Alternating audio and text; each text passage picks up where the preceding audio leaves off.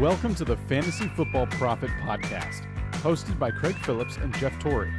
Visit us at fantasyfootballprofit.com. And now your hosts, Craig and Jeff. Welcome everyone to the Fantasy Football Profit Podcast. I'm Craig Phillips, joined as always by Jeff Torrey, and today we're talking Week 6 waiver wire already. Week 6 waiver wire pickups. We got some decent names here in this one, so let's jump into this thing. Number one name has to be Kedarius Tony, so we don't have to go too crazy about it. He put up a massive 10 for 189, looked great doing it. I don't care even if he got suspended for the upcoming week for punching somebody and Joe Judge didn't play him. I'd still be picking up Kedarius Tony no matter what. At this point, he looked special. I feel like, you know what I mean. We saw it, like, it wasn't this week is where we saw it. It was week 4. Just those. He wasn't like he had a lot of. He had 6 catches, I think, but there was a couple plays you just saw it, right? Like that's where we got excited. Like you knew it was going to happen. Like you saw what he could do if they would get in the ball, and they did. They went and did that and made him the focal point. And yeah, no injuries have got to that point, but I think it doesn't matter at this point. The injuries, are what caused him or what allowed him to get this opportunity. But you just can't go back now. You can't go just put Tony back on the side, right? After what he's done, like that's over with. You can't just go put it away now. He's there and he's going to keep doing this. So. Yeah, and the lovely part about that too is Kedarius Tony was only owned in just over 10% of ESPN leagues. So you are going to more than likely have a chance at him unless you're in leagues with people like me and Craig and hopefully our other listeners, because hopefully you grabbed him. How much, and that's going to be the question, we are very, very high in him, right? And we got lucky enough where we could grab him early, and we waited and found out if he was going to be as special as we thought, perhaps. How much money would you put on him? He is a wide receiver. He's on a not a good team. So again, a couple factors here. Obviously, when running backs come available at this point, I'd say put like 80% of your money, right? When running backs come available. If you're really hurt, here's the couple factors. Is it a keeper league, right? If you're in a keeper league and you get him off, like an auction keeper league, whatever keeper league, and you get it on value, then he's worth a lot more to me. He's like, it's 50% of my money at that point. But if he's not, it's interesting because it depends on what your situation is. If you're really, really hurting that wide receiver, yeah, I mean, I go 50% of my money to go get him for sure. But keeper league would make me feel a lot better about it, right? It's not a running back, though. It's not a running back. Running backs seem to be – there's more receivers out there to plug in. So it's – If you're in a deeper league too, so if you're playing 3 wide receivers and a flex or however it may do, if you're in one of those leagues, which we have a lot of those, I feel pretty good at throwing a third of your budget out there at least on this guy, because I really think that immediately he will be productive, and if I just don't see him failing, unless he gets in his own way by punching someone else. But I think he's going to be very productive, and it becomes this one thing. I mean, it becomes a very difficult decision on waivers, right? What does your team actually need, and what do you think is going to become available? That's why we have no issue with throwing money at Elijah Mitchell and finding out, because who else has come up? No one. Kedarius Tony could be a very good addition to your team for a flex position or a third wide receiver. Maybe you need a number 2 because injuries occurred or something. But yeah, so I don't have an issue with that. And especially with keepers, I could see throwing half my budget at him if you believe in him, right? And I think I do, but it only takes watching highlights to say, you know what, I agree with them, or you know what, I'm going to pass. And that's totally fine either way. But I do personally think the kid is going to be special. Yep. All right. Next up. Okay, this is I was like, we got let me pull this up here. So my next player is Marquez Callaway. He is on a bye though in week 6. The bye weeks I say for week 6 are Atlanta, New Orleans, the Jets, and San Francisco. So he is on a bye, which maybe he could sneak under the radar then, because a lot of people might go to the free agents. They sort by projected, right? Let's see who's up there. Callaway's not going to show up. So you could be able to get him back under the radar, which he was dropped. I mean, everyone picked him up right before the season, right? They didn't draft him, but then you picked him up. And then he was dropped after a couple of disappointing weeks, but he's still the main guy there until Michael Thomas comes back. And he's got 8 targets this past week, 4 for 85, 2 touchdowns. He really should be on. He should be on a roster. And he was at 39.4% which is just under our threshold of 40% here. So Marquez Callaway would be my next name on this. Again, he's not playing in week 6, so you're not getting him to play. If you need somebody to play, don't get Callaway. Only get him if you can stash him. Yeah, and I think you can get him cheap, like you said, which is wonderful. Yeah. And that's what you're trying to do, so you can get more guys than I have to take a big shot at Tony and these other types of guys. And I mean, really, my other names, they're not guarantees. At least the 2 next guys that I would put on my list, kind of the wait and sees. They're not guys that you can play right away. So Marquez Callaway, even though he's on a bye week, at least you can play him coming out of that. Kedarius Tony can play right away. So you do have to weigh at what you actually need. But yeah, I mean, the other 2 I'll just name, and let me know if we go completely off the reservation here, but the Josh Gordon, because just to find out still, I think you can get him for cheap still. Put him on your bench, find out. And then the other guy, the same kind of name would be Rashad Bateman. Supposed to, once again, we'll see what he does in Monday Night Football. Maybe this is in vain, but even if he doesn't play well, like if he didn't play well, still you got to get him. It's kind of the kid, the Tony thing once again. Like you got to give him a game to get going. So, And then another name I'll throw out there is Monroe St Brown. His production's been up on an uptick with the Lions. Cephas looks like he might be out. It's been a couple of good games in a row for St. Brown. He's in one of those more under the radar pickups this week. But if you keep getting those kind of targets, some of these guys can end up being, valuable. So Monroe St. Brown, if you're desperate for a play this week, maybe again, like Tim Patrick, he's back on under 80%, or 40%, but he's had some solid weeks, and he's not a terrible desperation play. He's not even really a desperation play. I think he's an okay, solid play, right? And going against Las Vegas, they don't necessarily scare me too much. So he'd be another one, at least. So that's pretty much my wide receiver picks. Running back's now interesting because Saquon, we don't know the complete injury status, but it looks like he's definitely going to be missing this upcoming week. So if you're hurting at running back, you need to play this week. Devonta Booker, that's going to be the pickup. And we just don't know how long that's going to last. This could be a longer term thing. The problem is I just don't believe in him to begin with that much. It's not even just him. It's the offense, like the run game. If it's not Saquon, I don't trust it. But sometimes in fantasy, exactly. You can't. Hey, you just got to go with who's going to get the ball, right? Yeah, sometimes you just need a warm body to put in that that starting spot. So that's what you need. He would be probably number one.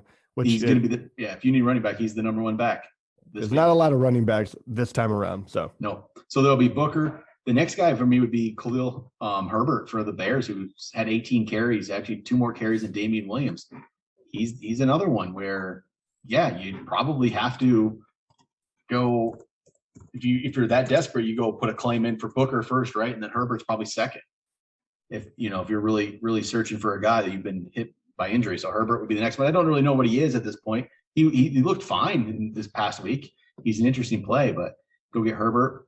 Then some other names I guess I could throw out there: Ramondre Stevenson, Brandon Bolden, depending on Damian Harris. And that's really getting desperate though. That's okay. That's you put a claim in for Booker, you put a claim in for Herbert, you don't get either of those. Oh crap, I got to go down to like Ramondre Stevenson at this point. You don't want to, but sometimes that's what you get, right? But you do. that's what's given to you in fantasy football sometimes. So those would be those names. I got tight end here, Hunter Henry. Yeah, he's definitely starting to play well. I would say he's 35.6% owned right now. He had 6 catches, 75 and a touchdown the week before, 4 for 32 and a touchdown. Even before that, okay, it wasn't great, but tight end, we're grading on a curve here, right? 5 for 36, but I like the targets. They've gone from, it was 3-4, then 6, 5, 8. So he's had, decent targets, 19 targets in 3 games. I like to see that. And sometimes, tight end too. This is one of the better plays you could find down here on the list is Hunter Henry. And then another one that is interesting only because who did they throw the ball to? It's Evan Ingram. He is back and playing. He's slowly getting back into it, right? He had 4 for 55 this past week. Last week he had 5 for 27, but targets again, 6 targets, 4 targets. They're okay. But if everyone's still hurt, for the Giants. It can't just all go to Tony. What if, I don't even know, maybe Tony will be suspended, right? Let's say Kedarius Tony suspended for a game because of punching a guy. Who's going to catch the ball? I mean, Evan Ingram becomes interesting desperation play there at tight end. So there we go. And I don't know if you have any other names there, running back or tight end. Probably not. No, I do not. those are it. Yeah. There's not much. So, all right. I haven't looked at this yet. Let's see if we can find somebody a streamer at quarterback or defense. I always like this little idea here. Let me pull it up. Let's see here. Let's go. Please at quarterback, I'll go like 50% and down because that's sometimes more likely. So we'll start this list off. Some of the names down here. Sam Darnold, he hasn't been playing. He didn't play great this last week. He then, he's been good before that. He plays Minnesota. So that's an option, right? It's not probably what you would love to do, but it's an option. But what about Trevor Lawrence playing against Miami? Is this the game Trevor Lawrence finally puts it together? I mean, it might. It's not what I hope for, but I don't think it's the worst idea. Miami, we just saw him get absolutely torched by obviously, Tom Brady, but Trevor Lawrence found a way to get 2 touchdowns last game. I think this is the moment where Urban Meyer has to say, man, if we don't win this one, we're in some trouble. So let's get it moving. But who knows? They could just run the ball a lot with Robinson, but I don't think Trevor Lawrence is a bad play necessarily. Who's Trey Lance playing? He's on bye this week, so can't get him. Doesn't matter. That's why I was going to say. Ben Roethlisberger playing against the Seahawks is interesting. I don't trust Ben at all whatsoever. Seattle's not been great, but that's it's there. It's there if you're desperate, right? I think I'd rather go back to Taylor Heineke though, if I was looking for a play playing against the Chiefs, who just really aren't a great pass defense. I'd probably go back and take another chance with Heineke this week and think that they're going to get down and just have to throw that ball around and hopefully he gets some, he does something there. So not the greatest of options this week in quarterback streaming, is there? Nope. We're starting to hit the bye week. So it's going to become pretty, dog eat dog kind of deal here. I don't know what exactly to expect from a lot of these guys because they are a lot of the guys down here are very up and down and they don't come with very strong pass offenses. So you're looking for that edge, whatever that may be. And yeah, even the matchups, I don't see one in particular that really makes me like, okay, that's the one. Like it would have been Miami, but Trevor Lawrence is, far from predictable. Yeah, so it's probably Lawrence. Maybe you take that chance with Heineke, or maybe you just go back to Darnold against Minnesota because and just think, okay, Darnold can get it done, right? Maybe, but there's that. All right, what about defenses here? Here we go. 50% and under defenses next week. There's actually, I think, a couple of them that could be interesting. So the Cowboys are playing against the Patriots. Patriots do not have a prolific offense. Cowboys are forcing turnovers. I think they just set like an NFL record for the most games in a row with at least 2 takeaways. So they the Cowboys will give up a couple points here and there, but they're getting takeaways. They've been surprisingly good. They have 2 picks in each game so far this season. I mean, Cowboys against Patriots, I think that's a solid one.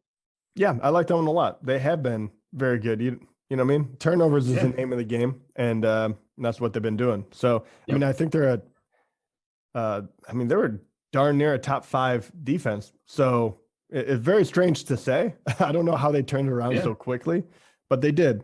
I think that's a great one because anyone against New England right now is going to look pretty good. Yep, I definitely like that one. So the Raiders are playing at Denver. Denver, again, not prolific offense. They're interesting. Raiders are okay. That's where you get more desperation play if you can't get the Cowboys. Colts playing against Houston. Houston surprised us this past week, but Colts have been a solid D. We're talking this before Baltimore game, so let's see what happens. This might be old news. Even if they get torched by them, I still like that one as well. Yeah, I like that one as well. Packers at the Bears. Packers again, not the greatest D in the world, but can they stop the field? Yeah, and there's a couple of teams that are really struggling on offense, and we're talking about like QBs. There's not a lot of good matchups. There's actually quite a few here because I totally agree with you. I'll take Green Bay and in conference rivals. I think they can make Justin Fields make a mistake, and he hasn't been running, so there's not a lot to scare me. I mean, Montgomery is down. That offense is really struggling. So for those three, I think those would be my top three pick. How would you rank those? Because you could make a very good case for any of them, but Cowboys for sure the top pick out of those, right? Cowboys number one. I agree with you. Oh, then I forgot. There's no Vikings at Carolina. Yeah, and that's not a bad one. I actually do like the other two better, but that's just me personally. Just because Carolina is we have seen them do well. Yeah, so but the Vikings could bounce back. The Vikings, I think they've been slightly surprising, and they don't give up a lot here. They didn't do great against Cincinnati. Gave up 27 against Cincinnati in the first game. Arizona scored 34 on them, but that's Arizona. Then they gave up 17 only to Seattle. They only gave up 14 to Cleveland. And then Lions 17. They've been surprisingly solid.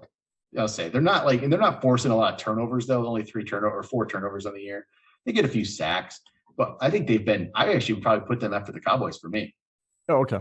Yeah. They probably are a little bit safer, but I do like going for more of the upside for the defense on this. Yep. But all right. Yeah. I think that's about it though. Unless you want to play Dolphins at Jacksonville. I just wouldn't trust that. Yeah, I'm gonna pass. I just can't. I can't trust the Dolphins at all. Like I said, I think this is the one Urban Meyer needs. So throw everything in the kitchen sink at it. All right, there we go. All right, that'll do it for Waiver Wire. Next episode will be the mailbag. So if you want to get in on that, you got your questions, send us over to fantasyfootballprofit@gmail.com. We'll get your questions in for the next show. Talk to you guys then.